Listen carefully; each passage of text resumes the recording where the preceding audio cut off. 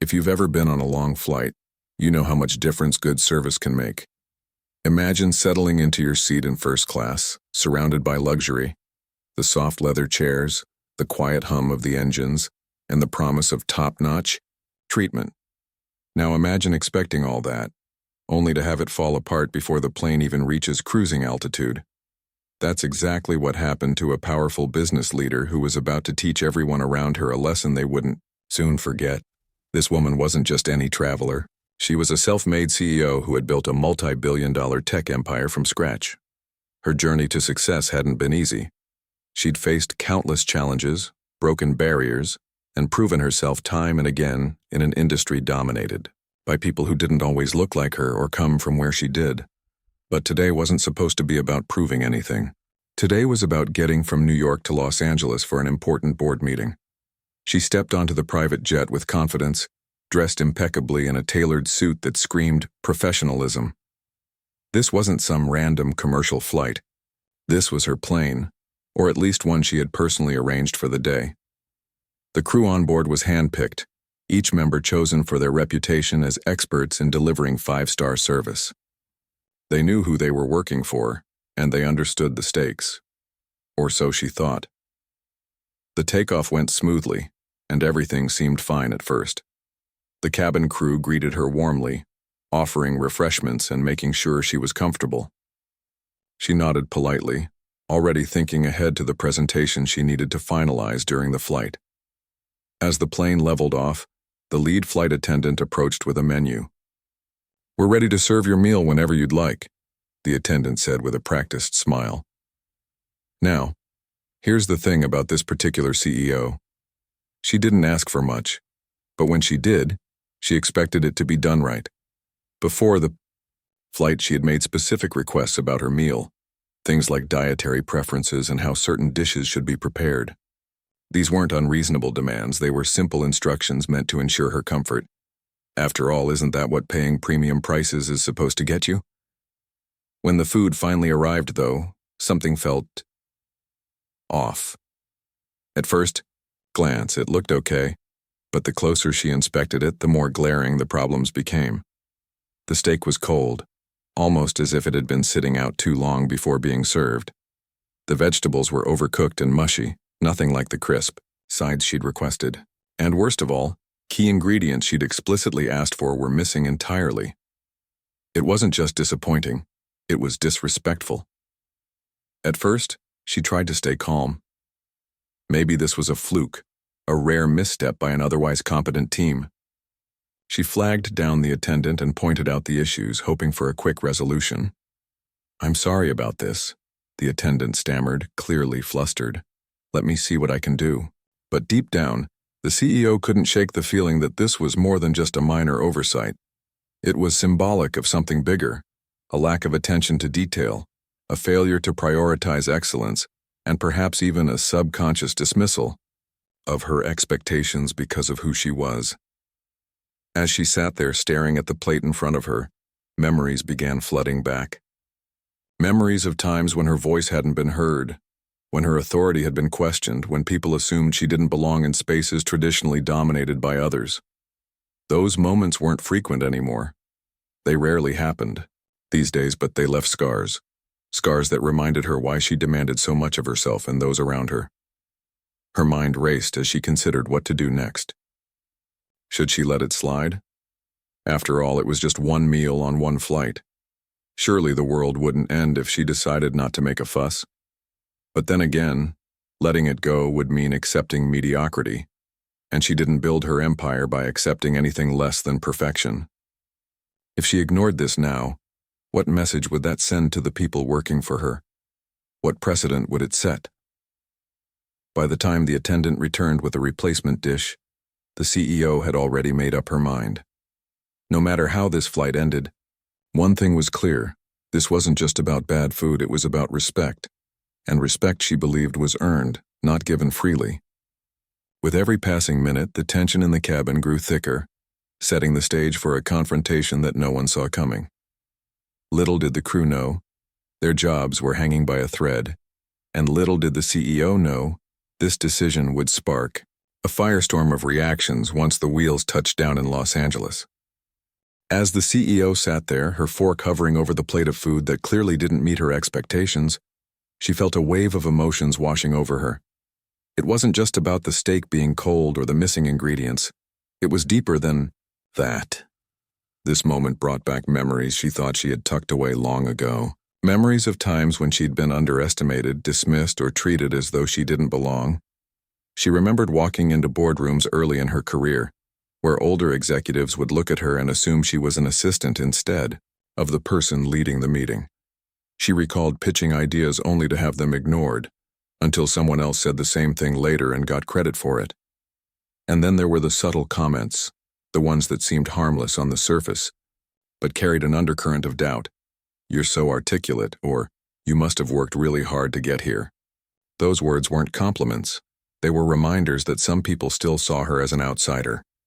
Now, sitting in this luxurious cabin miles above the ground, she couldn't help but wonder if this meal was another version of those experiences.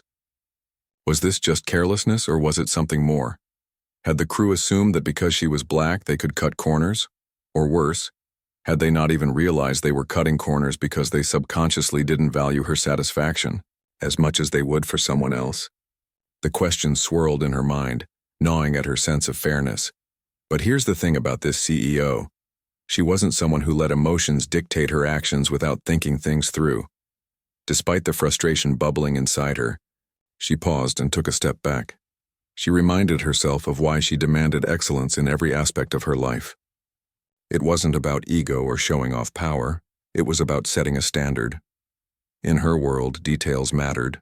Whether it was a line of code in her company's software or the way a flight attendant served dinner, precision and effort were non-negotiable. Why? Because she knew that success wasn't built on shortcuts. Success came from doing things right, even the little things.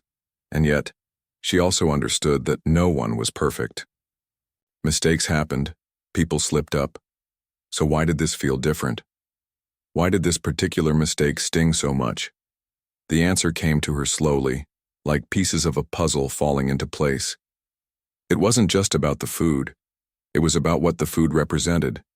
It symbolized a lack of respect, a failure to honor the trust she had placed in these people.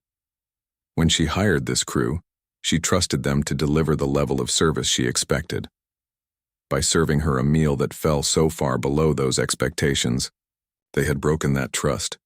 Still, she hesitated. Firing the entire crew on the spot might seem extreme to some people. Would it come across as harsh or unreasonable? What would others think? For a brief moment, she considered letting it slide. After all, everyone makes mistakes, right? Maybe this was just one bad day for the crew, a fluke that wouldn't happen again. But the longer she thought about it, the clearer it became that this wasn't just a random error. This was a pattern waiting to happen. If she let it go now, what would stop them or anyone else from making similar mistakes in the future? The truth was, this wasn't her first time dealing with situations like this. Over the years, she'd learned that how you handle moments like these defines your leadership. Letting things slide sends a message that mediocrity is acceptable. Addressing the issue head-on, even if it's uncomfortable, shows that you mean business. And she meant business, not just for herself, but for everyone watching. Her thoughts drifted to the people who looked up to her, the young professionals who saw her as proof that anything was possible, no matter where you started. She often spoke at conferences and events, sharing stories of resilience and determination. People admired her not just for her achievements, but for the way she carried herself, with grace, strength, and unshakable principles. If she let this slide, what kind of example would she be setting for them? What would it say about her values? By now, the initial shock of the situation had faded, replaced by a quiet resolve. She wasn't angry anymore, at least not in the fiery, spur-of-the-moment way she had been earlier. Instead, she felt calm, almost serene. This wasn't about revenge or teaching someone a lesson out of spite. It was about accountability. It was about showing that actions have consequences, especially when you're in a position of responsibility. If the crew couldn't meet the basic standards of their job, then they weren't the right fit for her team. Simple as that. The irony wasn't lost on her either. Here she was, flying in a private jet, a symbol of wealth and privilege, and yet she was still grappling with issues of respect and fairness. Some might say she had made it, but she knew better. Success didn't shield you from prejudice or dismissive behavior. If anything, it sometimes made those moments hurt even more, because you knew you deserved better. As the plane cruised smoothly through the sky, she glanced out the window at the endless expanse of clouds below. She thought about the landing, ahead, and what it would mean, not just for her but for the crew. She knew what she had to do. There was no turning back now. The decision weighed heavily on her shoulders, but she felt confident in her choice. This wasn't just about firing a group of employees, it was about upholding a principle. Respect wasn't something you begged for, it was something you commanded, and she intended to command it, not just today, but every day moving forward. With that clarity in mind, she leaned back in her seat, her expression unreadable.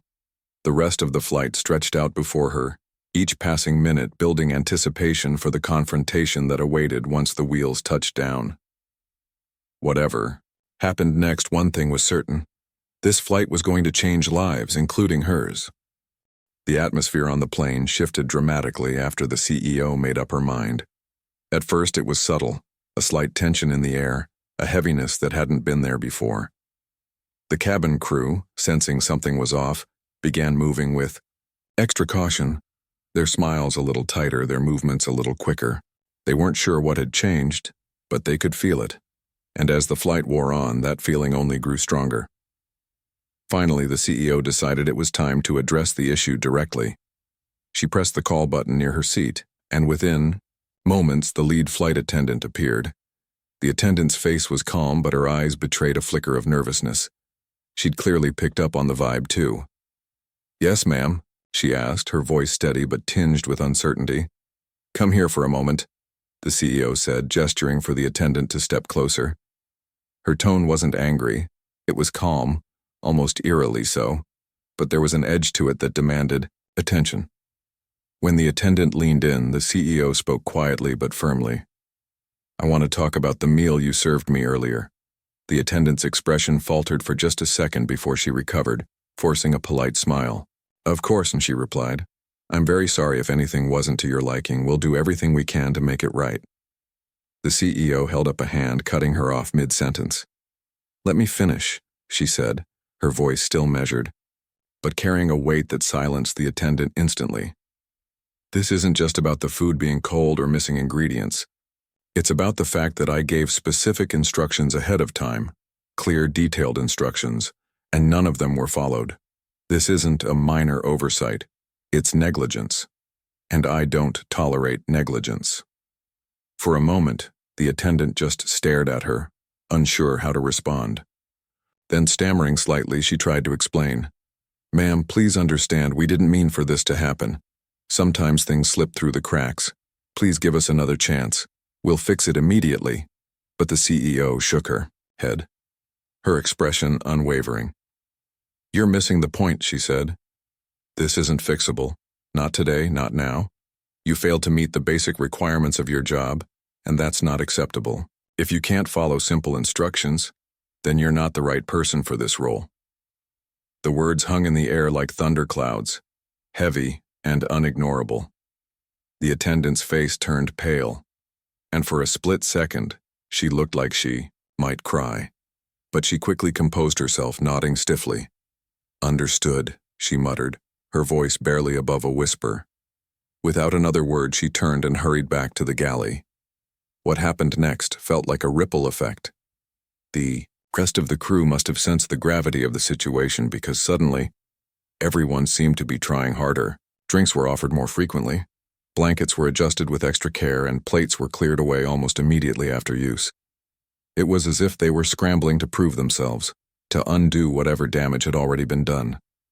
But the CEO noticed none of it, or at least she pretended not to.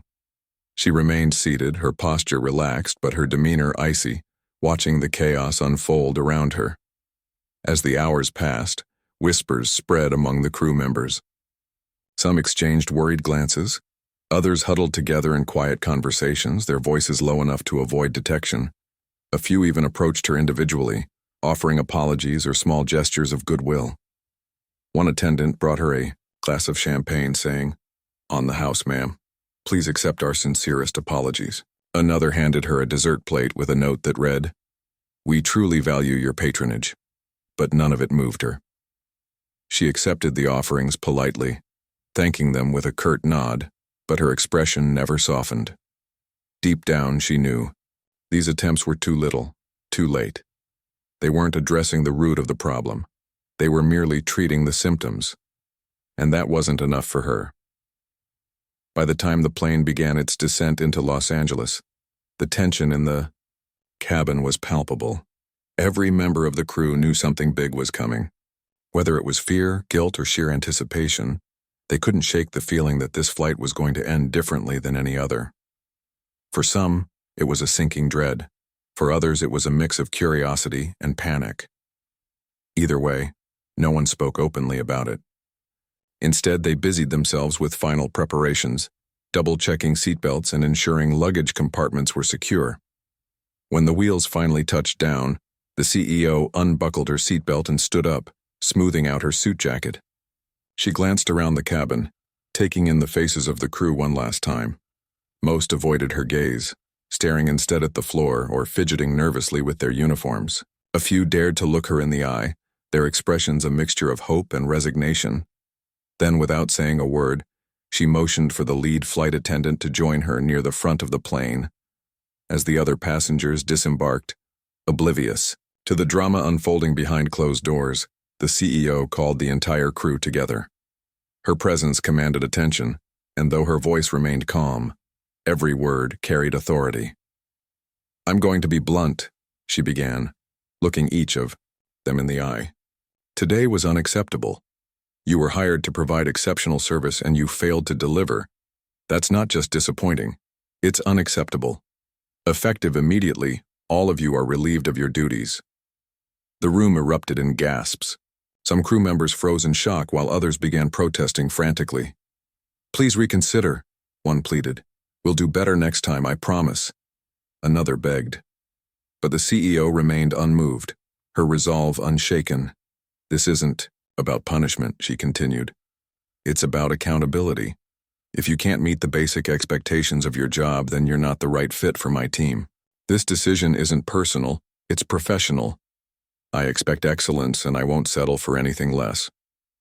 With that, she turned and walked away, leaving the stunned crew standing in silence. As she stepped off the plane and into the bright California sunshine, she felt a strange mix of emotions: relief, determination, and a tinge of sadness. She knew this decision would spark controversy, and she braced herself for the backlash that was sure to follow. But she also knew one thing for certain: she had done what needed to be done. As the plane came to a stop at the gate, the mood inside was heavy with unease. The CEO had delivered her verdict, and now it hung in the air like an unspoken storm cloud. For the crew, those few moments between hearing her decision and stepping off the plane felt endless. Some stood frozen, their faces pale, while others whispered frantically among themselves. A couple of attendants tried one last desperate appeal, their voices trembling as they begged for leniency. But the CEO's expression remained unchanged, calm, resolute, and final. When she finally exited the aircraft, the bright Los Angeles, sunlight hit her face, but she barely noticed. Her mind was already racing ahead, thinking about what came next. She knew this wasn't over, not by a long shot. Firing an entire flight crew wasn't something you did without consequences. People would talk, they'd judge. Some would cheer her on, while others would criticize her harshness. She understood that. What she didn't fully anticipate, though, was just how quickly word would spread, or how deeply it would divide opinions. Within hours, news of the incident began making its way across social media platforms. Someone on the ground must have snapped a photo or overheard snippets of conversation, because soon enough, posts started popping up everywhere. "Did you hear? That CEO fired her whole flight crew," read one tweet. Another added fuel to the fire. Apparently they messed up her meal, and she went nuclear. Is that really necessary? Before long, hashtags like "fired for food" and "our CEO accountability" were trending. Memes flooded timelines, some poking fun at the situation, others taking sides. Late-night comedians couldn't resist cracking jokes about it either. One quipped, "Next time you're serving first class, make sure the steak is cooked perfectly, or pack your bags." But behind the humor and sensational headlines lay more serious questions. Was this a fair response? Did the punishment fit the crime? And perhaps most importantly, what did this say about leadership, accountability, and respect in professional settings? These weren't easy answers, and people were eager to weigh in. Industry insiders were particularly vocal. Some praised the CEO for holding her team to high standards, arguing that excellence should never be compromised. If you can't deliver on basic expectations, then maybe you shouldn't be in that role, one aviation expert commented during a live TV segment. Others, however, questioned whether firing the entire crew was too extreme. One bad meal doesn't mean everyone failed, argued another analyst. Maybe there were systemic issues at play here, like poor training or miscommunication, that could have been addressed without resorting to such drastic measures. Meanwhile, passengers who had flown with the same crew in the past chimed in with conflicting accounts. Some shared glowing reviews describing the attendants as warm, efficient, and attentive. "They were always so polite and helpful when I flew with them," wrote one traveler in an online forum. Others recounted less favorable experiences, echoing similar complaints about subpar service. "I once asked for a vegetarian option, and they forgot completely," posted another user. So yeah, I'm not surprised this happened. Through all the noise, the CEO stayed quiet, at least publicly. Privately, though, she was processing everything. She scrolled through comments online, reading both praise and criticism. Some messages lifted her spirits, reminding her why standing firm mattered. People wrote things like, "Thank you for setting boundaries. Too many leaders let mediocrity slide." Others struck a nerve, accusing her of being ruthless or power-hungry. "You could have given them a second chance instead of ruining lives," one commenter scolded. It wasn't just strangers weighing in. The fallout reached closer to home, too. Colleagues from her company sent concerned emails asking if she was okay. Friends called to check on her, offering advice or simply lending an ear. Even members of her board reached out, curious about how this might impact the company's reputation. Most supported her decision, but a few urged caution. "Just be prepared for the backlash," one advisor warned gently. "Not everyone will understand your perspective." Despite the pressure mounting around her, the CEO refused to back down. She believed in her decision, not because she enjoyed wielding authority, but because she genuinely thought it was the right thing to do. To her, this wasn't about revenge or teaching someone a lesson. It was about principles. Respect, accountability, and excellence weren't negotiable in her book. If she let this slide, what message would that send? To her employees, to her peers, and even to herself? Still, she recognized the weight of her actions. Losing a job isn't just inconvenient, it's life-altering. She imagined the crew members sitting at home, replaying the events of the day in their minds, wondering where they went wrong. Were they struggling to pay bills? Would they find new jobs easily? These thoughts crossed her mind, but she pushed them aside. Empathy was important, yes, but so was leadership. Being a leader meant making tough calls, even when they hurt. It meant prioritizing the bigger picture over individual comfort. Determined to move forward constructively, she decided to turn this moment into an opportunity. Instead of dwelling on the controversy, she focused on rebuilding her flight operations. She hired a top-tier recruitment agency to screen candidates thoroughly, ensuring only the best joined her team. She also implemented rigorous training programs that emphasized customer service, attention to detail, and cultural sensitivity. Every new hire would undergo weeks of preparation before stepping foot on a plane under her watch. No shortcuts, no excuses. In addition to revamping her staff, She took steps to address potential blind spots within her own operation. She met with HR specialists to review policies and procedures, looking for areas where improvements could be made. She encouraged open communication, inviting feedback from employees at every level. "If something's not working, tell me," she told her team during a meeting. "I'd rather fix problems early than deal with bigger issues later." The process wasn't easy. It required time, energy, and resources. But she viewed it as an investment in quality, in trust, and in the future of her business. Slowly but surely, the chaos surrounding the incident began to settle. While debates continued online, real-life operations returned to normal. Passengers boarded flights confident that they were in capable hands. Behind the scenes, the CEO worked tirelessly to ensure that confidence was well placed. Looking back, she realized this experience had taught her something valuable, not just about leadership, but about humanity. Accountability isn't just about punishing mistakes, it's about fostering growth. It's about creating environments where people feel empowered to do their best work and held responsible when they fall short. That balance isn't always easy to strike, but it's worth striving for. And so, as she prepared for her next flight, a newly assembled crew ready to serve her, she carried the lessons of that day with her. Not as regrets, but as reminders. Reminders that respect is earned, not given freely. That excellence requires effort. And that sometimes doing what's right means making decisions others won't understand. When the news broke about what happened on that flight, it was like tossing a match into a barrel of gasoline. The internet lit up faster than anyone could have imagined. People were talking about it everywhere, on social media, in news articles, at dinner tables, and even in boardrooms. Everyone had an opinion, and those opinions were as divided as they come. Some people thought Tanya had gone too far. They argued that firing the entire crew for one bad meal was extreme. "It's just food," some said.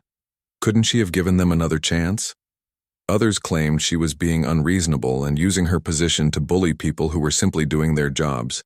A few critics even suggested that maybe this was less about the meal and more about power, a rich CEO throwing her weight around because she could. But then there was the other side of the story.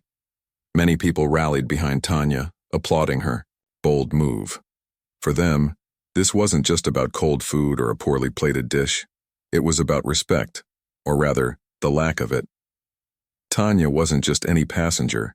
She was someone who paid top dollar for a first-class experience, someone who expected professionalism and attention to detail. And when she didn't get it, she called it out. To her supporters, this wasn't overreaction. It was leadership. The conversation quickly spilled beyond the specifics of the incident. For many Black professionals watching from afar, Tanya's actions hit close to home. They saw themselves in her shoes. How many times had they been overlooked, underestimated, or treated with indifference because of their race or gender? How often had they swallowed their frustration instead of speaking up, fearing backlash or being labeled difficult? Tanya became more than a CEO in that moment. She became a symbol of empowerment. Her decision to fire the crew wasn't just about holding them accountable. It was about standing tall and refusing to settle for anything less than she deserved. As the days went by, the debate only grew louder. Late-night talk show hosts joked about it. Memes flooded Twitter, and hashtags like "Respect Your CEO" and "Fired for Food" trended worldwide. Even late-night comedians couldn't resist poking fun at the situation. One joked, "Next time you're flying first class, make sure your steak is medium rare, or else." The humor helped lighten the mood, but beneath the jokes, the underlying issues remained serious.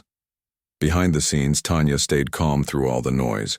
She knew exactly what she was doing, and she wasn't about to second-guess herself. Sure, firing the entire crew might seem harsh to some, but Tanya understood something important. Accountability matters. If you let small things slide, bigger problems are bound to follow. Plus, she wasn't just thinking about herself. She was sending a message to her employees, to the industry, and to anyone who doubted her, that excellence isn't optional. It's non-negotiable. Still, not everyone agreed. Some industry insiders raised concerns about potential repercussions. Would unions step in to defend the fired crew? Could this set a dangerous precedent where employers felt justified in making rash decisions based on isolated incidents? There were whispers about whether Tanya's reputation would take a hit, especially among those who preferred diplomacy over decisiveness. But none of that seemed to faze her. If anything, the criticism only strengthened her resolve. What made things even more interesting was how the public reacted. Videos of interviews with passengers from previous flights began surfacing online. Some praised the crew, calling them friendly and attentive. Others shared stories of similar experiences, meals arriving late, requests ignored, or service falling short of expectations. These conflicting accounts added layers to the story, turning it into something bigger than just one flight. It sparked conversations about customer service standards in luxury travel and whether companies were truly delivering on their promises. Tanya also started receiving messages directly from strangers, colleagues, and even former employees. Some thanked her for setting an example, saying they wished more leaders would hold people accountable the way she did. Others shared personal stories of feeling disrespected in professional settings and how her actions inspired them to speak up. One woman wrote, "I've been in meetings where my ideas were dismissed until a man repeated them 5 minutes later. Your courage reminds me that we don't have to accept mediocrity." Of course, not all feedback was positive. Some accused her of ruining lives by taking away jobs without giving the crew a fair chance to improve. Tanya acknowledged these criticisms but stood firm. In her mind, the crew had already been given chances. They'd been hired, trained, and trusted to perform at a high level. What happened on that flight wasn't a one-off mistake. It was a failure to meet basic expectations consistently. And, in her world, consistency mattered most.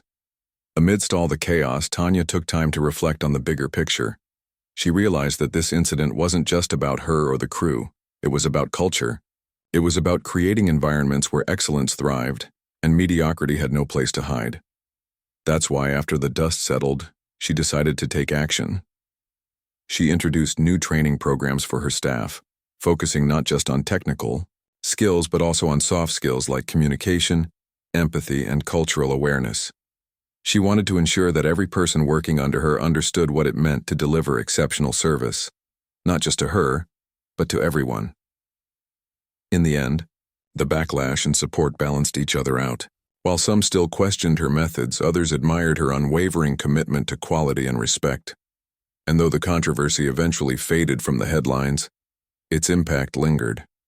For Tanya, it reinforced the importance of staying true to her values no matter the cost. For others, it served as a reminder that sometimes standing up for yourself isn't just necessary, it's transformative. In the weeks following the incident, the CEO found herself reflecting deeply on what had happened. The initial storm of reactions, both positive and negative, had begun to die down, but the ripple effects lingered. For her, it wasn't just about firing a crew or making a bold statement. It was about understanding the bigger lessons hidden beneath the surface. This experience had revealed truths not only about others but also about herself. At first glance, some might have thought this whole ordeal was about food, a cold steak, improperly plated vegetables, missing ingredients. But as time passed, the CEO realized that it went far beyond that. It was about respect. Respect isn't something you can buy with money or demand through authority. It's earned through consistency, effort, and mutual understanding. And when it's absent, even in small ways, it leaves a void that no luxury or privilege can fill. The backlash she faced taught her an important lesson about perception. People see things differently based on their own experiences and biases. Some viewed her decision as harsh and unnecessary, while others saw it as a powerful stand against mediocrity.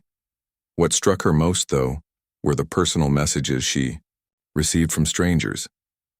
Many shared stories of feeling dismissed or overlooked in professional settings because of their race, gender, or background. They thanked her for standing up, not just for herself but for anyone who had ever been treated as less than. These messages reminded her why staying true to her values mattered so much. Leadership wasn't just about running a company. It was about inspiring change, even if it came at a cost. But the criticism also forced her to confront uncomfortable questions. Had she been too quick to judge?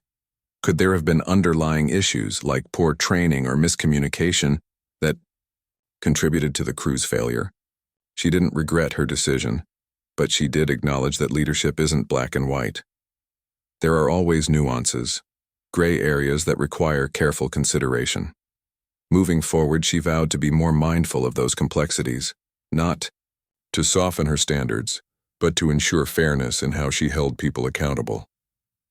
One of the most surprising outcomes of the incident was the way it reshaped her approach to hiring and training. Before this, she had trusted her recruitment process implicitly, believing that anyone handpicked for her team would automatically meet her expectations. But now, she understood that trust alone wasn't enough. Excellence needed to be cultivated. That's why she introduced new programs focused not just on technical skills, but also on soft skills like empathy, communication, and cultural awareness. She wanted her staff to understand that serving someone in first class wasn't just about delivering meals or pouring drinks. It was about creating an experience. Every interaction mattered, no matter how small it seemed. She also made a conscious effort to lead by example. If she expected her employees to uphold high standards, then she needed to embody those same principles herself. So, she started paying closer attention to details in her own work. Whether it was reviewing presentations, mentoring young professionals, or handling conflicts within her company, she approached everything with renewed focus and intentionality. Her goal was simple: to show her team that excellence wasn't just a buzzword, it was a way of life. As news of her revamped operation spread, something unexpected happened. Passengers began raving about the improved service. Comments poured in praising the attentiveness of the new crew, the thoughtfulness of the meals, and the overall atmosphere of professionalism. It wasn't just lip service either. These compliments came from seasoned travelers who knew what true luxury looked like. Slowly but surely, the controversy faded into the background, replaced by a reputation for unparalleled quality. The CEO couldn't help but feel proud. Not because she'd proven her critics wrong, but because she'd turned a challenging situation into an opportunity for growth. Still, she knew perfection was impossible. Mistakes would happen again. It was inevitable. What mattered was how they were handled. Accountability wasn't about punishing every error. It was about fostering a culture where people felt empowered to learn from their mistakes and do better next time. With that mindset, she encouraged open dialogue within her team. Instead of fearing retribution, employees were invited to share feedback, report problems, and suggest improvements. The result was a workplace built on transparency and trust, a sharp contrast to the tension that had defined her previous flight. Looking back, the CEO saw this chapter of her life as a turning point, not just professionally but personally. It reinforced her belief that leadership is a balancing act. On one side, there's the need to set high standards and hold people accountable. On the other, there's the responsibility to guide, support, and inspire. Striking that balance isn't easy, but it's essential for creating environments where everyone can thrive. Ultimately, the story wasn't about firing a crew. It was about transformation. For the CEO, it was a reminder that success isn't measured by titles or wealth, but by the impact you have on those around you. For the crew, it was a wake-up call about the importance of taking pride in your work and respecting the people you serve. And for the countless individuals watching from afar, it was proof that standing up for yourself doesn't mean burning bridges. It means building stronger ones. When asked later about the incident, the CEO smiled faintly, choosing her words carefully. "It wasn't about revenge or teaching someone a lesson," she said. "It was about showing that excellence matters, not just for me, but for everyone. If we don't hold ourselves to high standards, who will?" Her voice carried a quiet confidence, the kind that comes from knowing you've done the right thing even when it's hard. And as she walked away, ready to tackle whatever challenges lay ahead, one thing was clear. She wasn't just a CEO. She was a leader, a builder, a change maker, and her journey was far from over.